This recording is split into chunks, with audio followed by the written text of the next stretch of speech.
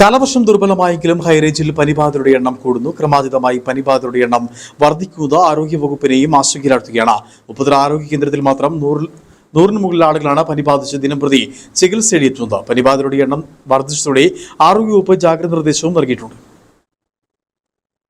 കാലവർഷം ദുർബലമായെങ്കിലും പനിബാധിതരുടെ എണ്ണം മുന്നോട്ട് കുതിക്കുകയാണ്. പകർച്ചപ്പനിയാണ് ഏറ്റവും കൂടുതലായും ഉണ്ടാവുന്നത്. സാധാരണ പനിയും വൈറൽ പനിയുമാണ് ഏറ്റവും കൂടുതലായി കണ്ടുവരുന്നത്. മേഖലയിൽ വയറിളക്കവും ഛർദിയും ഉണ്ടാകുന്നുണ്ട്. ദിനംപ്രതി ഉപ്പുതറയിൽ മാത്രം 80-നും 100-നും ഇടയിലുള്ള രോഗികളാണ് പനിക്ക് ചികിത്സ തേടുന്നത്. മഴ ദുർബലപ്പെട്ടതിന് ശേഷമുണ്ടായ കാലാവസ്ഥയാണ് പനി പടരാൻ ഇടയാക്കുന്നത്. പുതുവർഷം പിറന്ന ഒരു മാസം പിന്നിട്ടപ്പോൾ തന്നെ ഇടുക്കി ജില്ലയിൽ വൈറൽ പനി ഉൾപ്പെടെയുള്ള പകർച്ചവ്യാധികൾ പടർന്നു പിടിക്കാൻ തുടങ്ങിയിരുന്നു. കാലവർഷം ആരംഭിച്ചപ്പോൾ 40-നും 50-നും ഇടയിലായിരുന്നു പനിബാധിതർ ഓരോ ആശുപത്രിയിലും ചികിത്സ തേടുന്നത്. മഴ ദുർബലമായതോടെ ഇത് ഇരട്ടിയിലധികമായി. വീട്ടിലോ ഓഫീസിലോ സ്കൂളിലോ ഒരാൾക്ക് പനി പിടിച്ചാൽ തന്നെ എല്ലാവർക്കും പകരുക എന്നാണ് ഇപ്പോഴത്തെ രീതി. ജലദോഷമായി തുടങ്ങി ശരീരവേദനയും ക്ഷീണവുമൊക്കെയാണ് ആദ്യം അനുഭവപ്പെടുക.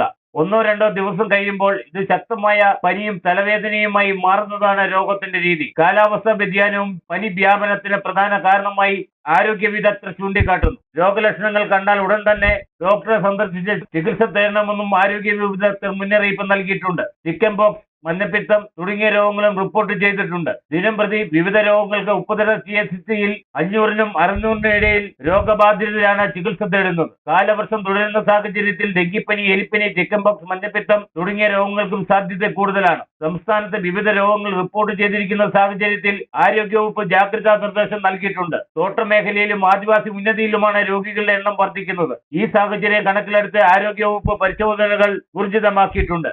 ഈ മേഖലകൾ കേന്ദ്രീകരിച്ച് ഉപ്പുതറ CHCയുടെ നേതൃത്വത്തിൽ മെഡിക്കൽ ക്യാമ്പുകളും നടന്നുവരികയാണ്. Idukki vision news, Upputhara.